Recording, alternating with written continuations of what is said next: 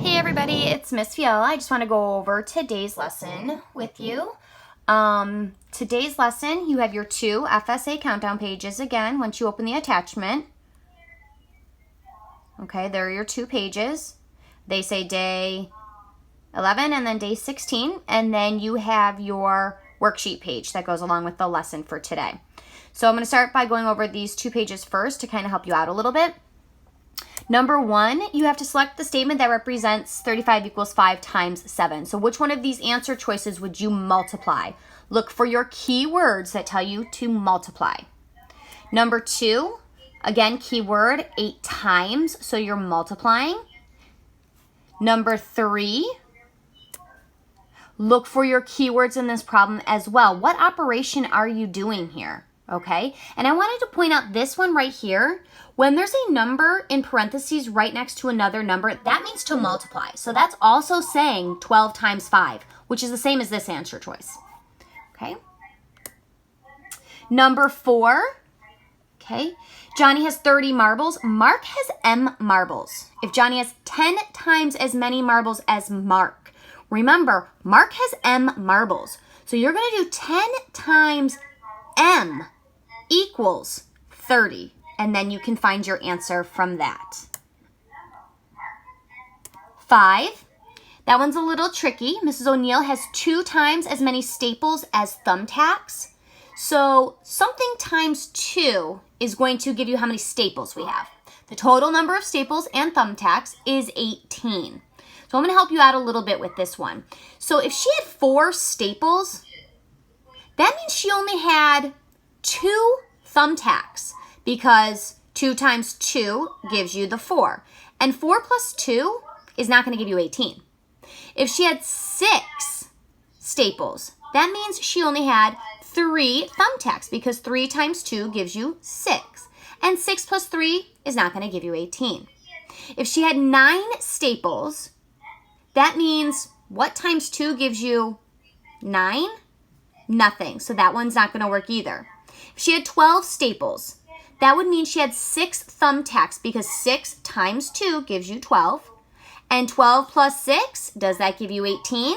Yes, it does. Okay. The next FSA page, okay, you have to look for keywords for this page as well. So we have keywords like each, which means we are multiplying. And how much did he spend in all? Then we're adding. Okay. This one, number 2, what does that remainder represent? It's not just a remainder, it's 5 what? 5 what is left over?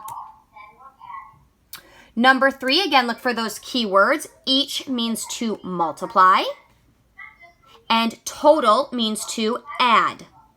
Okay, and then you're using a variable C to find that total cost. You're writing an equation, and you're going to put that variable in your equation. 4, which equation is false? For these types of questions, you have to solve both sides of the equation. So what is 40 minus 27? It's 13. What is 9 plus 4? It's 13. So 13 equals 13. That's true, not false.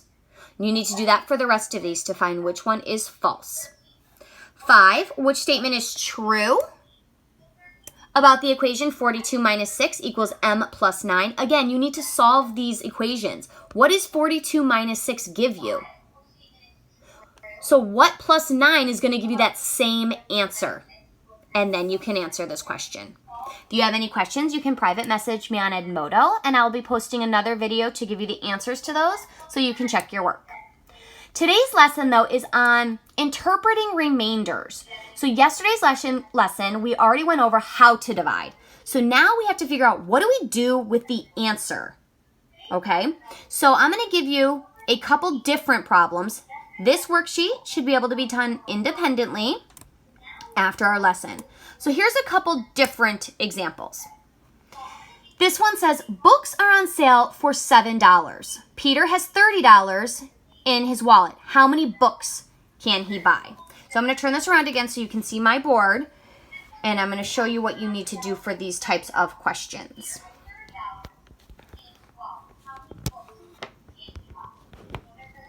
Okay, so for this problem, Peter has $30 and the books are $7. So how many books can he buy?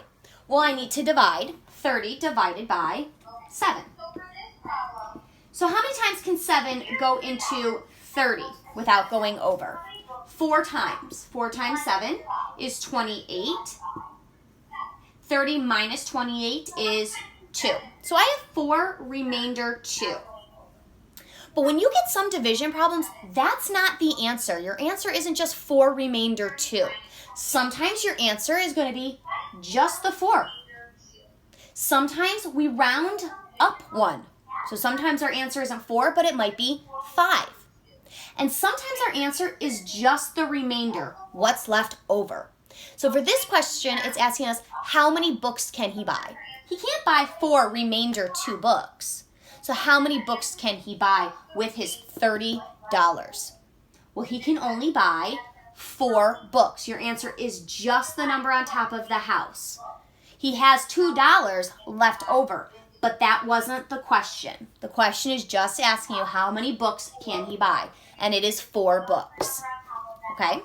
So let's try another one. My next question is, a teacher bought a packet of 17 batteries. Each calculator uses 3 batteries. How many calculators can the teacher fill with the batteries? So this question we need to divide. 17 divided by 3. So how many times can 3 go into 17? 5 times. And we have 2 left over. The question is, how many calculators can the teacher fill with batteries? She has 17 batteries, but each packet needs 3 batteries. How many calculators can the teacher fill? She can't fill 5 remainder 2 calculators, so how many calculators can she fill with the 17 batteries? Only 5 calculators. She has 2 batteries left over, but that's not part of my question, so that's not part of my answer. My answer is just going to be 5 batteries. Okay? Now, if my question asked you how many batteries are left over, then my answer would be the remainder. So my answer wouldn't be 5. My answer would be 2. There are 2 batteries left over. Okay? Another quick example. Sometimes we round up for our answer. For example, if we have 38 people traveling to an amusement park, and we have cars, and only 4 people can go in a car, how many cars do we need to take all of these people to the amusement park? So I'm going to divide to see how many cars I need. 38 divided by 4. 4 goes into 38 9 times. And I have 2 left over. So now how many cars do I need to take all 38 people to the amusement park? Is it 9 remainder 2 cars? No, that's not my answer. Is it just 9 cars? It's not 9, because if I only use 9 cars, only 36 people are going to go to the amusement park. Can I have 2 people left over who don't get to go? I can't. So I'm going to take that 9 and round up 1. So I don't need 9 cars, I need 10 cars. Okay, so there's 3 different things we can do with our answer. This could be our answer.